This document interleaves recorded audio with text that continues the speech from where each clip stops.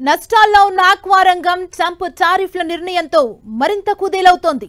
ఓవైపు ఫీడ్ కంపెనీల మోసాలు, మరోవైపు అమెరికా సుంకాల పెంపుతో ఆక్వా రైతులు తీవ్రంగా నష్టపోతున్నామని వాపోతున్నారు. ఏపీలో 4 లక్షల ఎకరాల్లో ఆక్వా కల్చర్ సాగులో ఉంది. ఒక్క పశ్చిమ గోదావరి జిల్లాలోనే 1,20,000 ఎకరాల్లో ఆక్వా సాగు జరుగుతోంది. అమెరికా సుంకాల పెంపు సాకుతో సిండికేట్ అయిన ఆక్వా కంపెనీలు ఆక్వా రైతుల్ని నట్టేటా ముంచుతున్నాయన్న వాదన రోజు రోజుకు పెరిగిపోతుంది. అసలు ఆక్వా రైతులకు జరుగుతున్న నష్టం ఏంటి? ప్రాసెసింగ్ యూనిట్ల ఎక్స్పోర్ట్స్ అవలంబిస్తున్న చర్యలు ఎలా ఉన్నాయి? ఆక్వా రైతుల సమస్య రోజు రోజుకు జటిలమవుతుంది. ప్రభుత్వాలు జోక్యం చేసుకున్న సమస్య పరిష్కారం కావడం లేదు.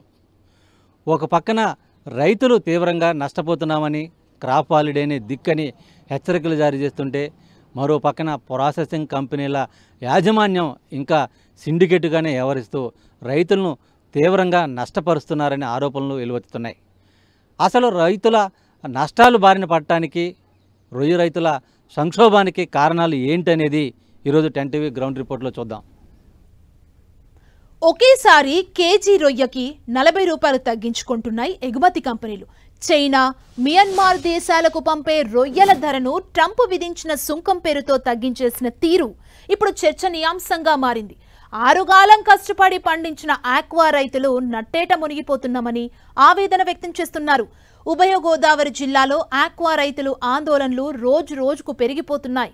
తమకు ఆక్వా సాగు తప్పితే మరో సాగు తెలియదని, తమ కంపెనీ నష్టాలు దీనికి సంబంధించి కొన్ని కంపెనీలు దోచుకుంటున్నాయని ఆక్వా రైతులు ఆవేదన వ్యక్తం చేస్తున్నారు.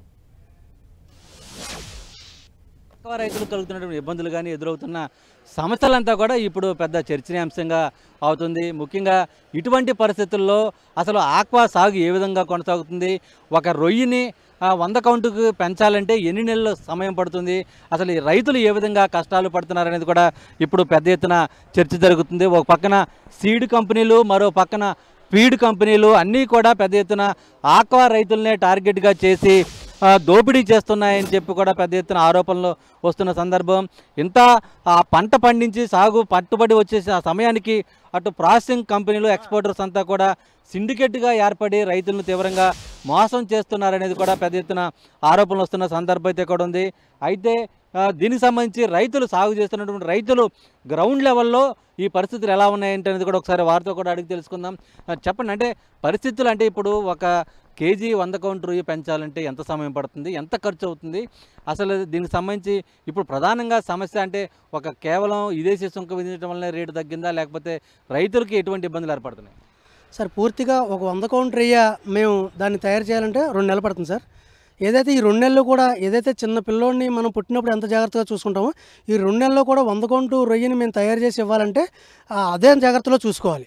అలా ఈ 200 రూపాయల కౌంటు 100 కౌంటుకి ఇచ్చిన తర్వాత మాకు ఉపయోగపడదు సార్. ఇప్పుడు విదేశీ సుంకం పెంచారన్న నెపంతో ఇవాళ సుమారు కేజీకి వచ్చి 40 రూపాయలు తగ్గించారు.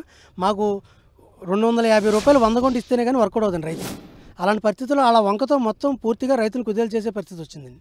అంటే ఎంత అవుతుంది ఒక కేజీ 100 కౌంటు రొయ్య పెంచాలంటే ఎంత ఖర్చు అవుతుంది, ఇప్పుడున్న పరిస్థితులను బట్టి అసలు గిట్టుబాటు అవుతుందా, అసలు ఎంత అయితే లాభం ఉంటుంది, ఎలా ఉంటుంది? పూర్తిగా ఈరోజు ఒక 100 కౌంటు రొయ్య మేపాలంటే సుమారు 200-220 రూపాయలు రేట్ అవుతుంది.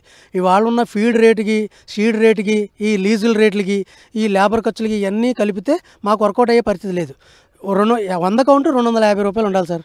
100 కౌంటులు పూర్తిగా 250 రూపాయలు ఉన్నప్పుడే ఆక్వా రైతు కొంచెం ఉపయోగపడుతుంది, సేవ్ అవుతాడు. మీరు చెప్పండి, అంటే ఎలా ఉంది పరిస్థితి, అంటే ఇప్పుడున్న పట్టుబడి మార్కెట్లో ఎలా ఉంది, అసలు పట్టుబడులు రైతులు పట్టడానికి ముందుకు వస్తున్నారా, ఒకవేళ రొయ్యలు సాగు తేడా వస్తే ఏంటి పరిస్థితి?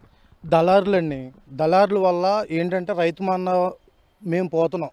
ఏంటంటే హ్యాచ్ నుంచి పిల్ల తీసుకొచ్చి చెరువులో పిల్లేస్తామండి. 1 నెల రోజుల దాకా శుభ్రంగా బాగుందిరా అనుకుంటాం. అక్కడి నుంచి ఏమవుతుందంటే ఈహెచ్వి తగులుతున్నాయండి. ఎందుకంటే మాకు క్వాలిటీ పిల్ల ఇస్తామని ఆడు చెప్తాడండి, మా దగ్గర ఎప్పటికప్పుడు క్యాష్ చేసి తీసుకుంటాడు. మేము ఇక్కడికి వచ్చి అప్పులు చేసి నానా రకాల విధాలుగా ఏదో చెయ్యాలి అన్న దాంట్లో మేము చేస్తున్నాం. మా మీద 10 మంది ఆధారపడుతున్నారు, ఆ 10 మంది మీద మేము ఆధారపడుతున్నాం. చేద్దాం అన్నప్పటికీ మాకేంటంటే నాణ్యమైన సీడ్ రావట్లా.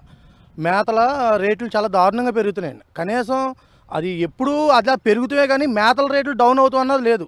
ఇప్పుడు ముఖ్యమంత్రి చంద్రబాబు నాయుడు గారు చెప్తున్నారండి 220 రూపాయలు అంటే 100 ఉంటూ మాకు ఎక్కడ గిట్టుబాటు అవుతుంది చెప్పండి. మేము ఒక కూలోని తీసుకురావాలంటే 700 రూపాయలు అవుతుందండి.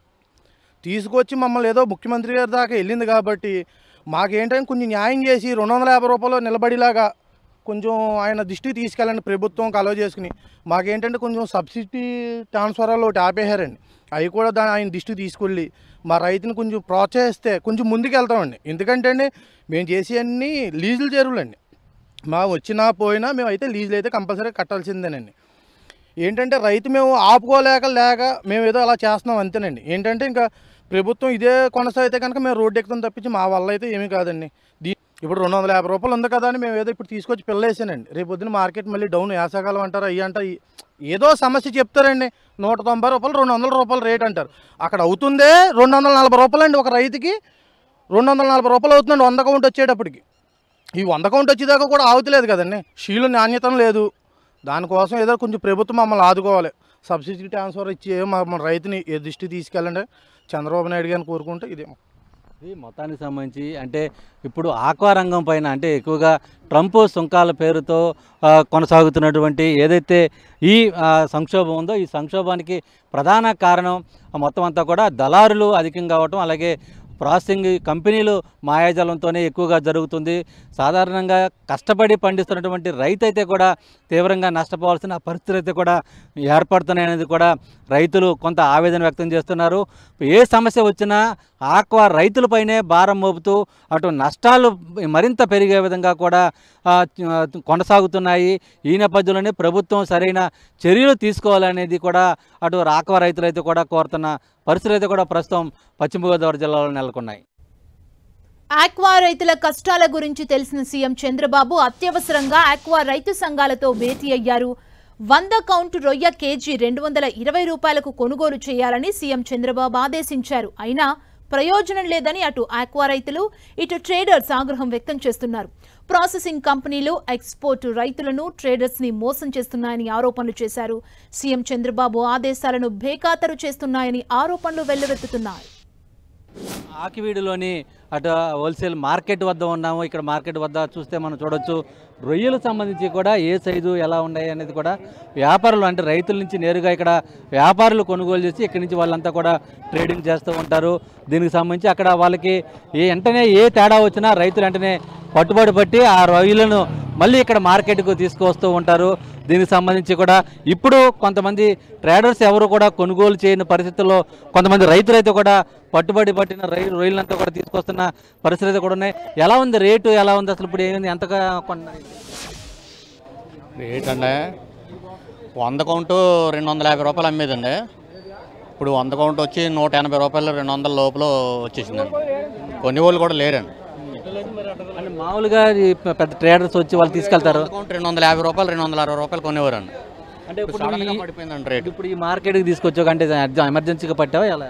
ఎమర్జెన్సీగా పట్టామండి. ఆగవు కదండి డిఓ కంప్లైంట్లు, ఆగక గవర్నమెంట్ పట్టేయమన్నమాట. అది ఇప్పుడు నష్టమైనా ఎంత ఎలా నష్టం అవుతుంది? ఎలాగైనా మేతల ఖర్చులు ఆయిల్ ఖర్చులు ఏమి రావండి, నష్టమే వస్తుందండి. ఎలా అమ్ముకున్నా నష్టమే వస్తుందండి. ఇది రైతులు అంటే ఎమర్జెన్సీగా పట్టుబడి పట్టినటువంటి కంపెనీకి సంబంధించి కూడా రైతులంతా కూడా మార్కెట్కు తీసుకొచ్చి కొంత ఇబ్బందులు పడుతున్న పరిస్థితి. ఒకవేళ నష్టాలు వచ్చినా మళ్ళీ తప్పని పరిస్థితులంతా కూడా కొనుగోలు చేస్తున్నామని చెప్పి కూడా చెబుతున్న పరిస్థితులు అయితే కూడా ఉన్నాయి. మరోవైపు ఎలా ఉంటే అసలు ట్రేడర్స్ సమస్యలు ఏ విధంగా ఉన్నాయి, ఇప్పుడు ట్రంప్ తీసుకున్న నిర్ణయంతో ట్రేడర్స్ ఎక్స్పోర్ట్ చేయడానికి అవసరమైన సంబంధించి ఎటువంటి సమస్యలు ఉన్నాయి, అసలు పరిస్థితి ఏంటనేది కూడా కొంతమంది ట్రేడర్స్ కూడా ఉన్నారు. సరే ఏంటి పరిస్థితి ఇప్పుడు? మీరు కమిషన్ వ్యాపారానికి ట్రేడర్స్ కొనుగోలు చేస్తూ ఉంటారా, అసలు ఎలా ఉంది ఇప్పుడు పరిస్థితి ఏంటి? నా పేరు వర్మ అండి. డెల్టా ఆక్వా ట్రేడర్స్ ఇక్కడ భీమవరం ఏరియాలో రొయ్యలు ప్రత్యేకించి కొంటూ ఉంటాం.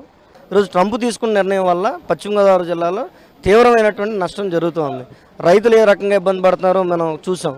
ఇప్పుడు రైతులు ఎంత దారుణం అంటే ఎప్పుడు కూడా మన సరుకు పలానా 100 కౌంట్ ఉందంటే బండి ఎడతారు, మేము వ్యాపారంలో బండి ఎడతాం. ఇప్పుడు మేము బండి పెట్టలేని పరిస్థితి మనం చూస్తున్నాం.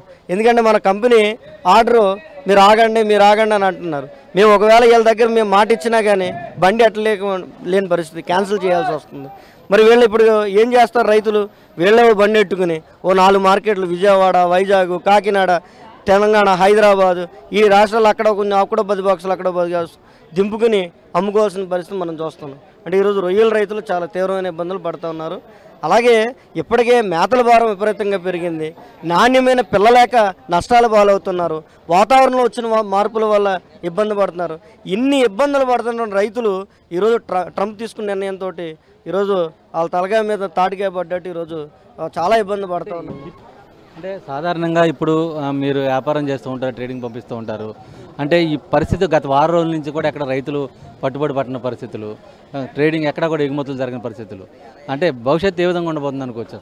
ఇదే కానీ ఇంకో 10 రోజులు గడిస్తే తీవ్ర సంక్షోభంలోకి రైతులు వెళ్ళిపోతారండి.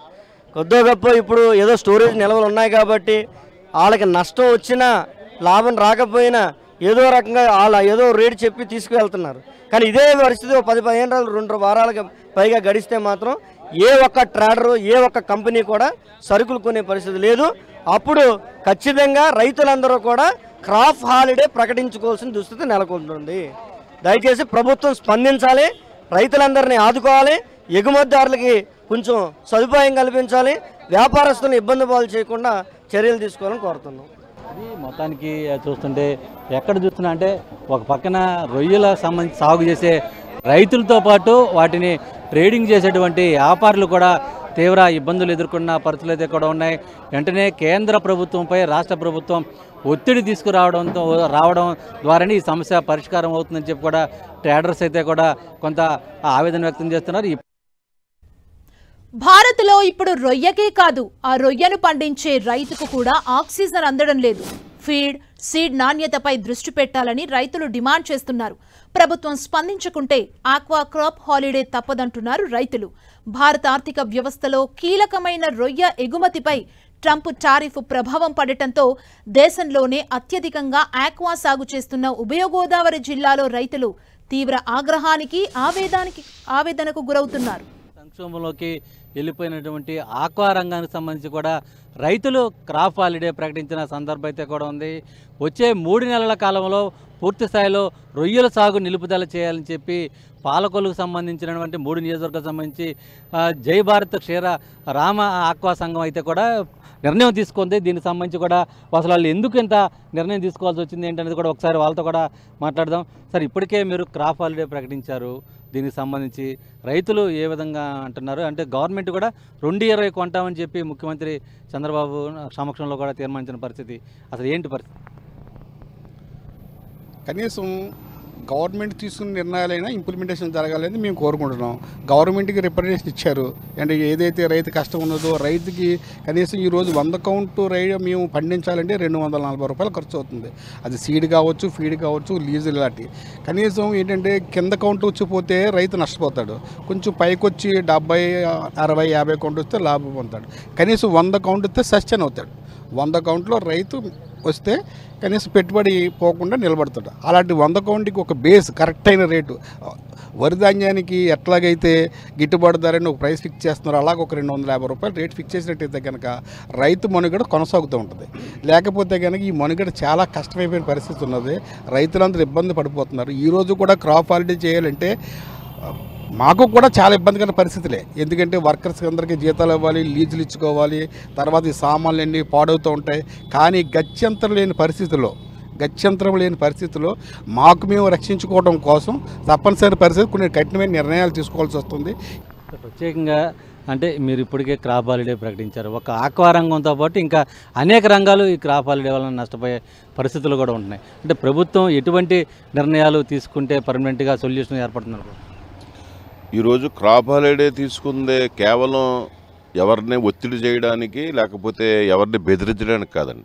కేవలం ఆక్వా రైతుగా జరుగుతున్న నష్టాన్ని ఏ విధంగా భర్తీ చేయాలో తెలియక కనీసం ఈ రకంగా అయినా కానీ వెసులుబాటు కల్పిస్తే డిమాండ్ అండ్ సప్లై వచ్చి భవిష్యత్తులో రైతుకు ఉపయోగపడేలాగా రేటు నిలబడుతుంది, మన చెరువులు కూడా మనకు బాగుపడతాయి. అలాగే ఏదైతే మన ఇప్పుడు నిజంగా ఈరోజు ఈ రేట్లు తగ్గడానికి కానీ వీళ్ళందరూ సిండికేట్గా వ్యవస్థకు కారణం ఒకటే, 365 రోజులు వాళ్ళకి మేత అమ్మకం మేము చెరువులు వేయటం వల్ల వాళ్ళు మేత శుభ్రంగా అమ్ముకుంటున్నారు.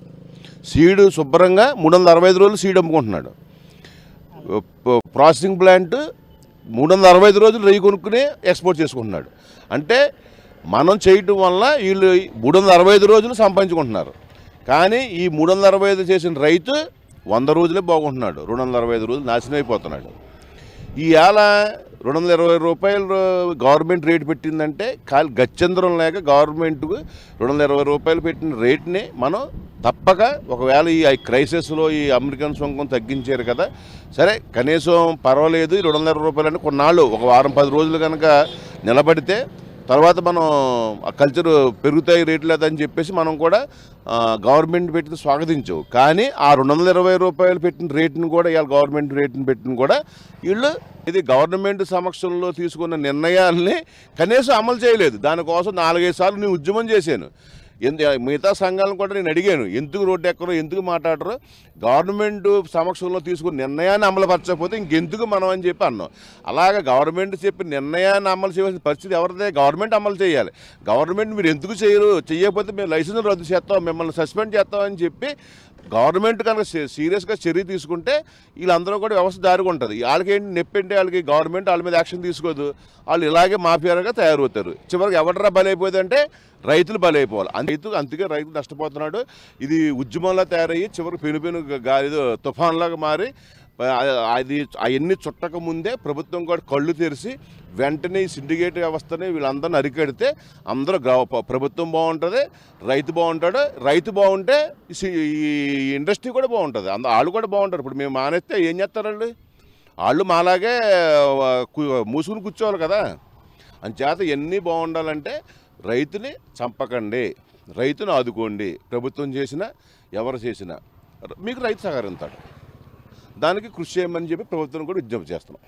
ఇది మొత్తానికి అటు ఆక్వా రైతులైతే కూడా తీవ్ర ఆవేదన గురవుతున్న పరిస్థితులు అయితే కూడా ఉన్నాయి. ఇప్పటికే 3 నెలలు క్రాప్ హాలిడే ప్రకటించినటువంటి 3 నియోజకవర్గాలు ప్రధానంగా, ఇంకా వారికి అనుబంధంగా మరికొన్ని నియోజకవర్గాల నుంచి కూడా, జిల్లాల నుంచి కూడా క్రాప్ హాలిడే ప్రకటించేందుకు రైతులు ముందుకు వస్తున్నట్లు కూడా తెలుస్తుంది. పరిస్థితి ఇదే విధంగా కొనసాగితే ఆక్వా పరిశ్రమకు సంబంధించి, ఆక్వా ఇండస్ట్రీకి సంబంధించి పశ్చిమ గోదావరి జిల్లాలో ప్రధానంగా ఉన్నటువంటి ఇండస్ట్రీ భవిష్యత్తులో మరింత ఇబ్బందులకు గురవకముందే ప్రభుత్వం చర్యలు తీసుకోవాలనేది కూడా కోరుతున్న పరిస్థితులు అయితే కూడా ఉన్నాయి.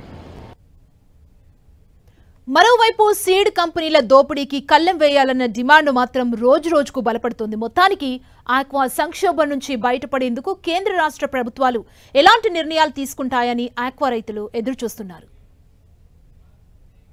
రొయ్యల రైతుల సంక్షోభానికి అటు ప్రాసెసింగ్ కంపెనీల యాజమాన్యమే కారణమని చెప్పి రైతులు ఆరోపిస్తున్నారు. మరోవైపు అటు ఫీడ్ కంపెనీలు, సీడ్ కంపెనీలు సైతం రైతులను నిలువునా దోచుకుంటున్నాయని కూడా ఆవేదన వ్యక్తం చేస్తున్నారు.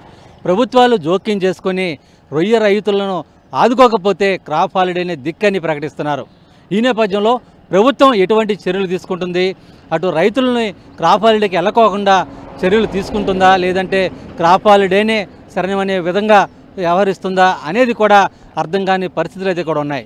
మొత్తానికి ఈ రొయ్య రైతుల సంక్షోభం నుండి బయటపడాలంటే ఎటువంటి చర్యలు తీసుకోవాలి, ఎలా తీసుకుంటే బాగుంటుంది అనే దానిపైన పెద్ద ఎత్తున చర్చలు అయితే కూడా ప్రస్తుతం జరుగుతున్నాయి.